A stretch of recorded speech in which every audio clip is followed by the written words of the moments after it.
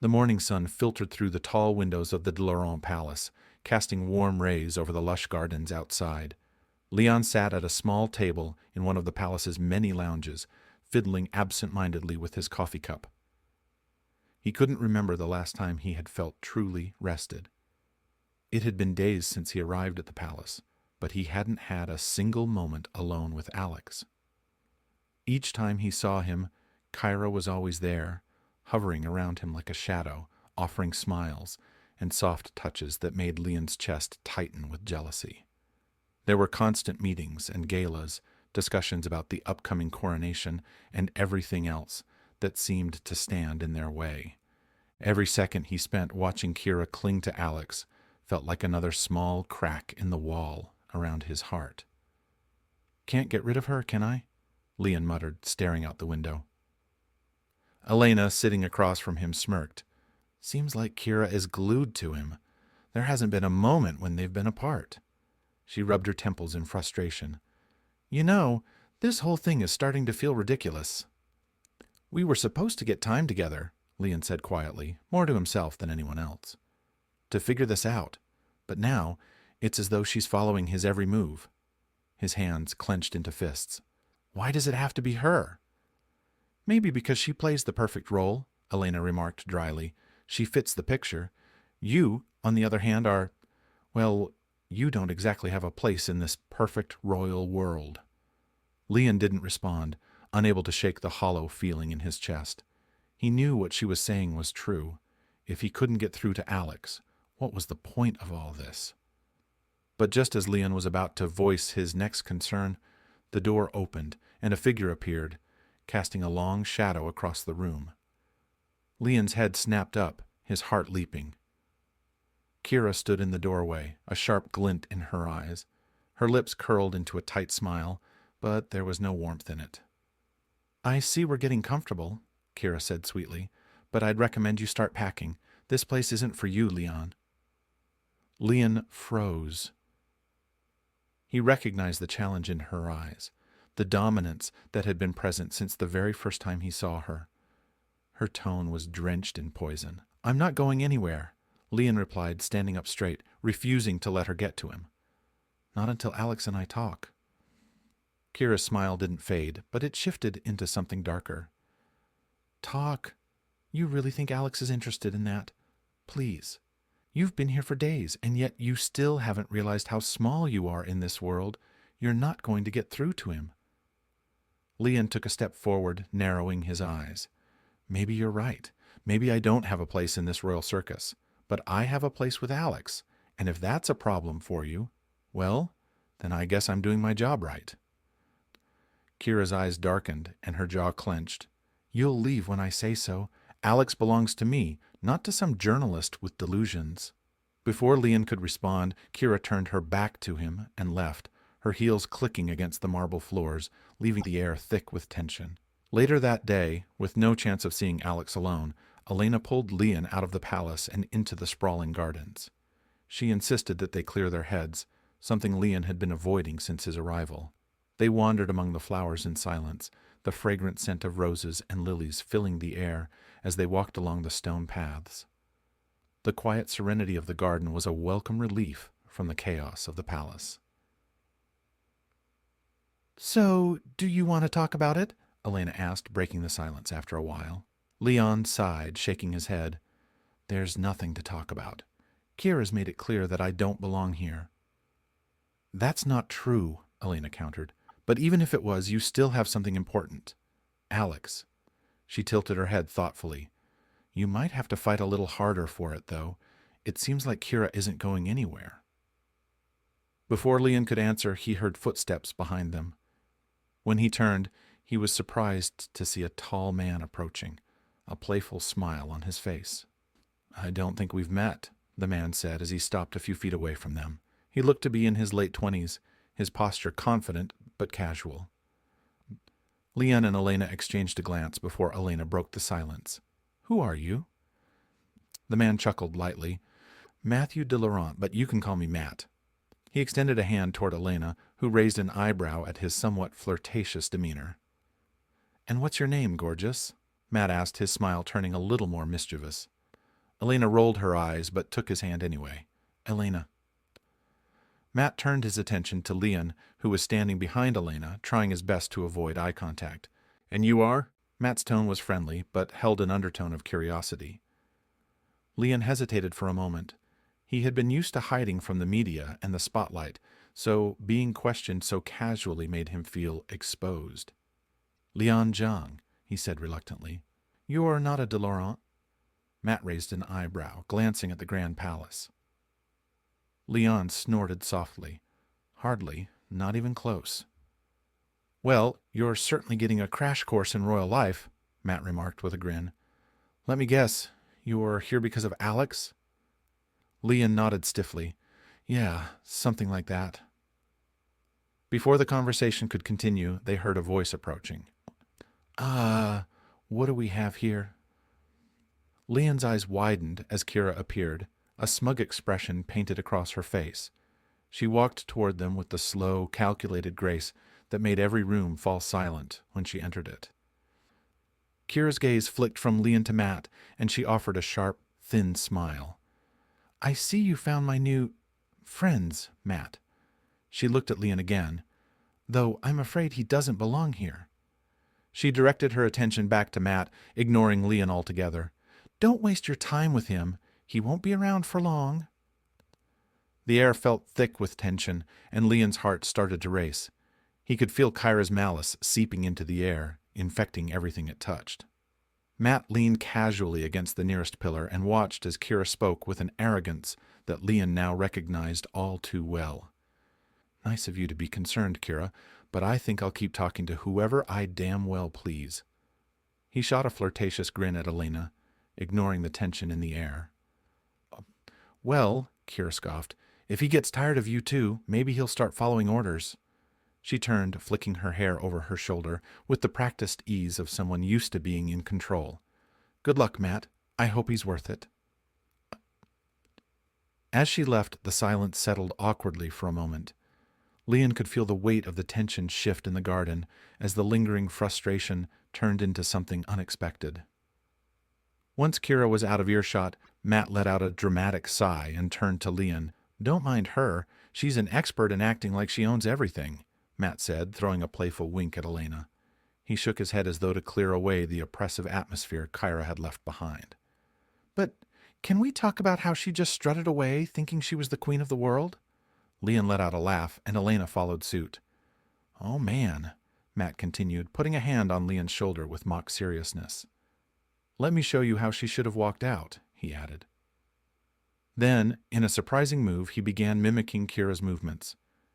He flicked his hair, strutted confidently, and crossed his arms dramatically, his lips curling into a version of the ice-cold smile Kira often wore. The exaggerated impersonation caught both Lian and Elena by surprise, and the tension evaporated into laughter. Lian gasped for air between chuckles as he slapped his palm against his forehead. Matt grinned at them. See, the trick to surviving in the de Laurent circle is learning how to laugh it off.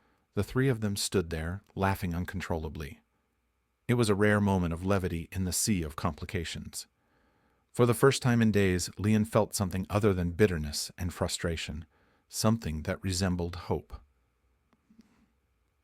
Elena paced the length of Lian's guest room in the de Laurent palace, her brow furrowed in thought. Lian sat at the edge of his bed, his head in his hands. For days he had been watching Alex slip further and further away, and he was running out of options.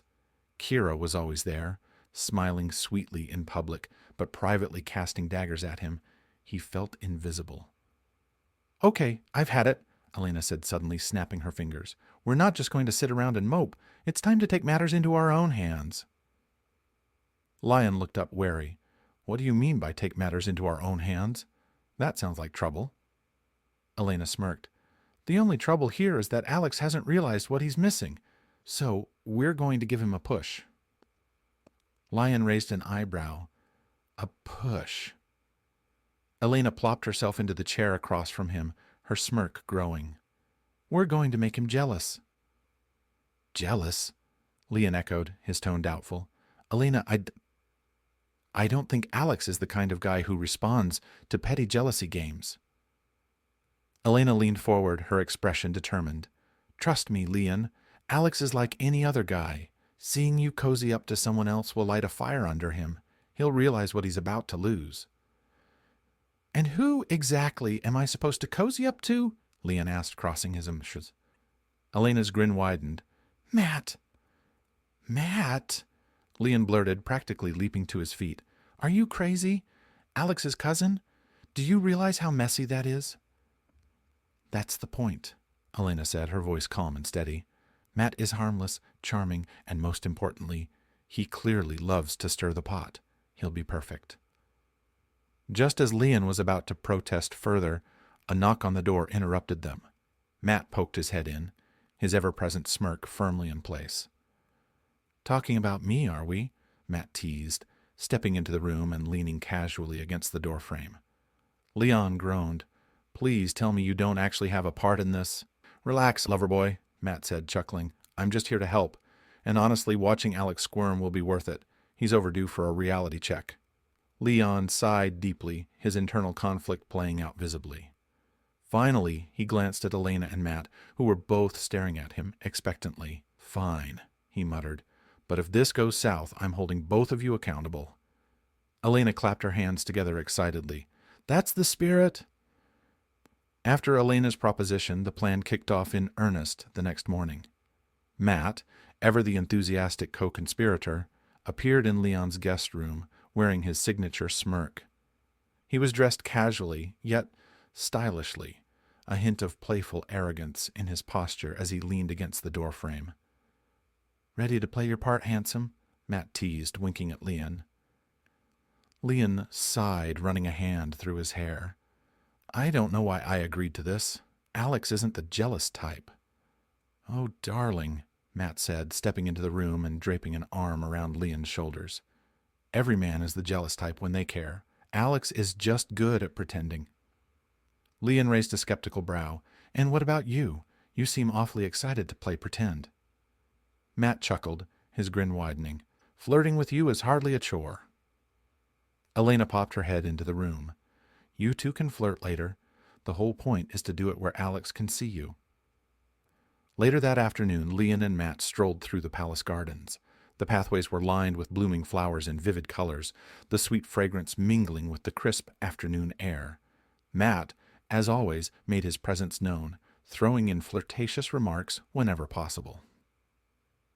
You know, Matt said, plucking a flower from a nearby bush, this rose is beautiful, but I think I've just found something even prettier. He held the flower out to Lian with a flourish, a teasing smile dancing on his lips. Lian rolled his eyes but couldn't suppress a small laugh. You're impossible.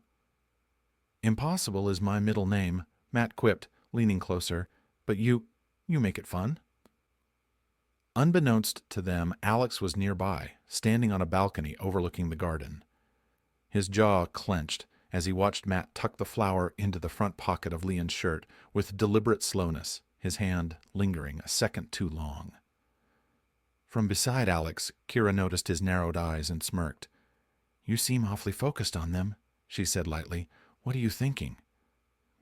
Nothing, Alex replied curtly, turning away, but his knuckles whitened as he gripped the railing, the tension in his posture unmistakable. The next phase of the plan unfolded later in the week when Matt casually suggested that he teach Lian a dance, claiming it would be useful for future palace events. They gathered in a sunny hall with polished wooden floors. Matt stood behind Lian, gently guiding his hands into the proper position. Relax, Matt murmured, his voice smooth and soft as he placed one of Lian's hands on his shoulder and held the other lightly. Dancing is all about trust. Lian arched a brow. Coming from you, that sounds dangerous. Oh, it is, Matt replied with a grin. He spun Lian lightly, laughing as they twirled across the room. Alex walked in at that exact moment, his expression darkening as he saw Matt pull Lian closer during the turn. The two seemed perfectly at ease with each other, their laughter filling the hall. What's going on here? Alex asked, his voice cutting through the light-hearted mood like a knife. Matt, ever unbothered, spun Lian one last time before releasing him. Just a dancing lesson, he said cheerfully. Lian's got potential, don't you think? Lian opened his mouth to reply, but Alex's piercing stare made the words dry up. "Sure," Alex said tightly. "If you're done fooling around, perhaps we could actually talk." "By all means," Matt said, winking at Lian as he slipped past Alex and exited the room. The tension that remained in the room was thick as Lian looked at Alex, whose stormy expression betrayed his barely contained jealousy. The culmination of the plan came one evening during a palace dinner. Matt had leaned into the role with gusto, going so far as to openly tease Lian in front of other guests. "Lian," Matt said loudly as they stood on the palace balcony overlooking the sparkling city lights, "you should visit here more often. You're the highlight of this whole palace. I might just propose." Lian blushed furiously. "You're unbelievable," he muttered, swatting at Matt's shoulder. "True," Matt replied, leaning in just slightly. "But you're smiling. So who's really winning here?" Inside, Alex watched through the glass doors. His lips were set in a hard line as he watched Matt lean in far too close for comfort. Something in him snapped, and he pushed through the doors, stepping onto the balcony with purposeful strides. "That's enough," Alex said sharply, his voice firm. Both Matt and Lian turned to him in surprise. "Oh? Were we interrupting something?" Matt asked, feigning innocence but smirking nonetheless. "Yes," Alex replied, his gaze fixed on Lian. Matt raised his hands in mock surrender. The tension came to a head one evening when Lian was wandering through the gardens alone. Unable to sleep, he had slipped outside for some air, hoping to clear his head. The quiet of the night was soothing until he heard footsteps behind him. "Couldn't sleep either?" came a familiar voice. Lian turned to see Alex standing a few feet away, his expression unreadable. "No, I couldn't," Lian replied softly. There was a long silence between them as they stood under the star-lit sky. The air was cool, and the gentle rustling of the leaves added to the tranquil atmosphere. But Alex's gaze was anything but calm. "I don't know what you're trying to prove," Alex said finally, his voice low and rough. "What do you mean?" Lian asked, genuinely confused. "With Matt," Alex said, his tone sharp. "I see the way he's all over you, the way you let him be all over you." Lian's heart raced at the raw emotion in Alex's voice. "And why does that matter to you?" he challenged. "You're the one who keeps avoiding me." Alex took a step closer, his frustration breaking through the surface. "It matters because I don't like seeing you with him," he admitted, his voice barely above a whisper. Lian stared at him, the world seeming to slow around them. "Are you jealous?" he asked quietly, almost daringly. Alex hesitated, his throat working as he searched for the right words. Finally, he met Lian's eyes with a firm intensity. "Yes," he said. The confession hung in the air between them, electric and undeniable. Lian took a step forward, closing the gap between them. "You don't get to be jealous, Alex," he said softly, his voice trembling. "Not unless you're willing to fight for this. For us." For a moment, Alex looked like he might say something, but instead he reached out, cupping the side of Lian's face. Under the soft glow of the starlight, their breaths mingled as Alex leaned in. The kiss was slow at first, filled with years of unspoken longing, but it deepened quickly, becoming a passionate declaration of everything they had been holding back. When they finally broke apart, they were both breathless. "You're infuriating," Alex murmured, his forehead resting against Lian's. "And you're impossible," Lian countered with a small, shaky laugh. But neither of them moved away, unwilling to let go of the moment that felt like the beginning of something unbreakable. The morning after their passionate kiss, the first light of dawn filtered softly through the curtains. The de Laurent palace seemed still and quiet, untouched by the usual whirl of activity. It was as if time had momentarily paused, allowing Alex and Lian a rare moment of peace. Alex lay beside Lian, his fingers tangled in the mess of their shared sheets. The warmth of Lian's body against his was soothing, and for a moment, Alex simply stared at him, trying to commit every detail to memory, how his hair curled messily over his forehead, how his lips curved upward even in sleep, how his chest rose and fell with steady breaths. But Lian stirred, blinking his eyes open to meet Alex's gaze. His face softened with a gentle smile, but there was an unmistakable glint of mischief in his eyes. "Good morning, Your Highness," Lian teased, emphasizing the title with playful sarcasm. "Or should I say, Your Majesty?" Alex chuckled, rolling over so he was on top of Lian, his face hovering just inches from his. "Please, don't start with the titles. It's just Alex, the one you kissed last night." Lian bit his lip, pretending to consider. That Alex sounds familiar. I might even like him." Alex grinned, leaning in to kiss Lian once more. This kiss was soft, almost lazy, but it sent a spark through him, making him want more, making him feel like he was floating in the calm of the moment. "I've got a surprise for you," Alex whispered after the kiss, brushing a strand of hair from Lian's face. "Want to see the heart of my kingdom?" Lian raised an eyebrow. "You mean we're not staying here all day?"